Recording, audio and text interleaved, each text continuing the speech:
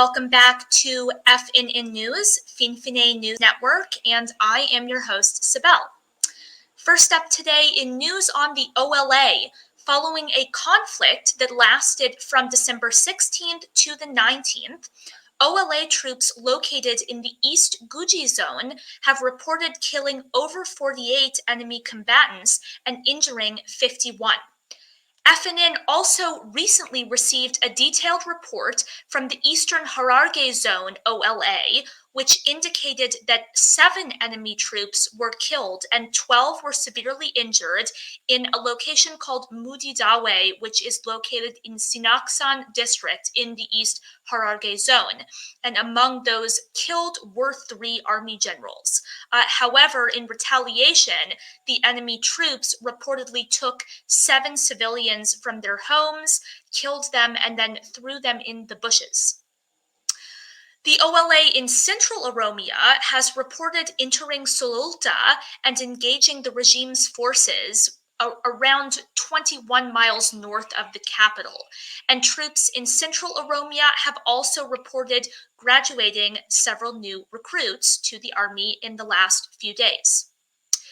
And some breaking news released just today. TPLF forces have announced a withdrawal from all regions back to Tigray. Here's a tweet announcing that move from TPLF spokesperson Getachew Reda, writing here that we have just completed the withdrawal of our forces from both Amhara and Afar regions.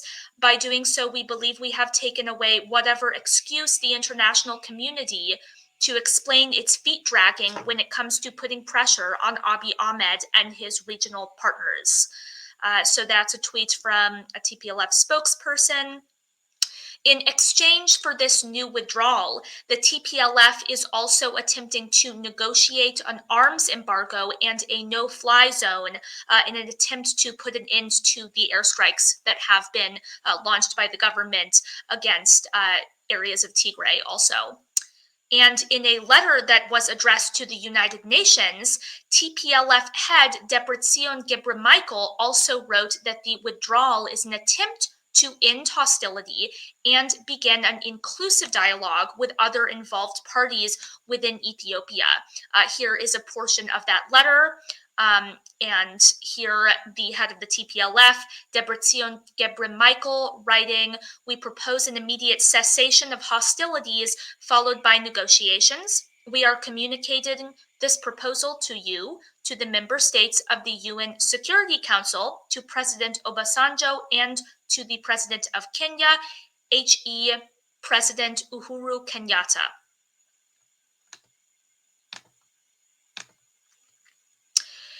In other news, combatants affiliated with the Ethiopian government and Abiy Ahmed, as well as Amhara groups, have killed over 168 civilian Oromos this month. And out of that number, 168, more than 78 of those killed were in Wallo in Oromia. Around 30 of them were reportedly taken from the city of Kamise to a military camp known as Burka in the Bate district and executed on December 16th of 2021. And among the remaining 48 from that number, 28 were from Hartuma Fursi and were executed at a location known as Tare Awara, and 20 others were killed in Dawe Harawa in a village known as Kar Dipfo. And that number, the 168, also includes the 15 Oromos that were killed in the Karayyu massacre, which FNN covered in a previous segment. Among those killed was also another one of the 24 Karayyu Oromos who went missing after they were rounded up by government-affiliated forces at that ceremony, and many of whom were detained. So some of those that their location was previously unknown have now been located in a prison in Mojo. That's according to the secretary of the Abagada Union that was involved in this massacre. And the Addis Standard coming out with a new piece on this recently, in which more residents who chose to remain anonymous were quoted and gave information about what actually has gone on since that incident. So one resident quoted here in this new piece from the Addis Standard, and using a false name for fear of retaliation, said that 23 people were detained in total, and that includes one who was beaten to death on December 8th, and whose body was later discovered by local elders who went searching for the detained people in Mojo. And he also confirmed that those beatings occurred while victims were being interrogated about whether they had knowledge of the whereabouts of the OLA and OLA members. Meanwhile, also quoted in this article is Gada Hawas Boru, who is the brother of the Abagada who was killed in that incident. And he told the Addis Standard that he thought the attack may have been carried out in retribution for an earlier standoff that took place between Oromo citizens and police in Horo Guduru, and that ended with several officers being injured after that standoff. So a quote here from him, he said, "Resorting to pointing fingers after the killing of this many people is a failure in politics and punishable in the face of God." That is in reference to the incident that apparently Oromo special forces were responding to or were retaliating against. And he also has rejected the official government report on the incident. Here's another quote from him. "We strongly condemn the killing of Karayyu Abagadas. The leaders were attacked at a sacred place of worship. Abagadas convey God's message. We reject the government's report surrounding the killings. We demand a clear investigation." And meanwhile, all regional government representatives in Oromia have denied any knowledge or involvement of the incident. That includes the deputy president of the Oromia region, Awelu Abdo, who denied that police had ever had any contact whatsoever with those victims. And meanwhile, the situation in Karayyu since the attack has grown increasingly dire. One other anonymous source told the Addis Standard that, this is a direct quote, "The people have been subject to harassment and indiscriminate mass imprisonment. Whoever is spotted in urban areas to seek healthcare or buy goods is beaten and taken to jail." And that source also estimated that up to 200 people have actually been detained in total, including this incident and also the aftermath of it. In other news on Oromia, the OLF has released a statement addressing the massacre of 4 Oromo youth by government-affiliated forces in the city of Naqamte on the 18th of this month. So we'll put up a copy of that statement from the OLF. So this statement also does identify those 4 victims. Their names were Abubakar Nure, Nimona Hinjigu, Emmanuel Habtamu, and Zakiru Itana. And the victims' bodies were unfortunately thrown into a ditch by the perpetrators, according to this statement, and their families were also not permitted to bury them. And those attacks occurred shortly, actually, after 2 of the victims, Abubakar Nure and also Nimona Hinjigu, were released from jail where they were being held with no trial. All of these 4 Oromo victims, these 4 young people, were politically active in the community, were Oromo advocates, practiced political advocacy and activism, and the 2 that I just mentioned, Nure and Hinjigu, were actually jailed for their political activism by government-affiliated forces also back in 2018. And they were held previously in jails in Finfine and also in Kilinto for extended periods of time without a trial.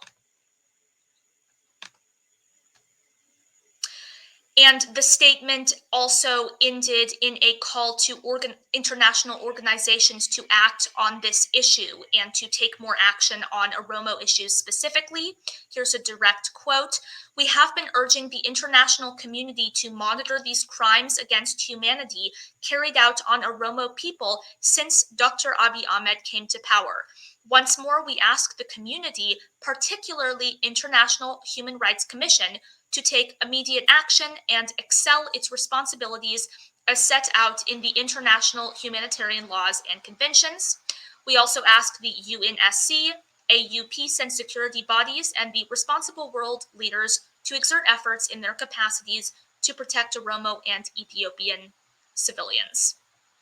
So that is from that OLF press release. Additionally, over 70 of the remaining deaths included in that number were massacred by Amhara terrorists in Amuru districts of Horo Guduru in the Wallaga zone of Western Oromia. For reference, Amuru borders the Amhara region very close to the Blue Nile River. In international relations news, the UN Human Rights Council met on Friday to discuss the situation in Ethiopia, as well as the conflict in Tigray, and also voted to launch an international commission of human rights experts to investigate human rights abuses in Ethiopia. Out of the 47 members of the council that were present, 21 representatives voted to launch the probe, while 15 voted against and 11 more abstained from the vote. And the Deputy High Commissioner for Human Rights, Nada al-Nashif, this is a transcript here of some of her remarks at that council. She told delegates at the meeting that 9 out of 10 Tigrayans are currently in need of humanitarian assistance, and more than 400,000 people in Tigray are believed to be living in famine-like conditions. She also listed off another statistic here that more than 2 million people scattered across Tigray, Amhara, and Afar regions have also been displaced by this same conflict, and that many lack the necessary resources to survive. And her remarks also drew attention to the wave of mass detentions that has, of course, been thoroughly covered by FNN here. And those began, of course, after the government declared a state of emergency back on November 2nd and has targeted Tigrayans as well as Oromos for their ethnicity. The UN estimates that 5,000 to 7,000 people have been detained, including 9 UN staff members. And this new resolution that has been adopted is calling for an immediate ceasefire and a stop to direct attacks against civilians, including on the basis of their ethnicity or gender. So that is all for today. Going forward, we'll continue to cover the TPLF's withdrawal, as well as the continuing conflicts between government forces and the OLA. Thanks again for watching FNN News, Finfine News Network, and I am your host, Sibel.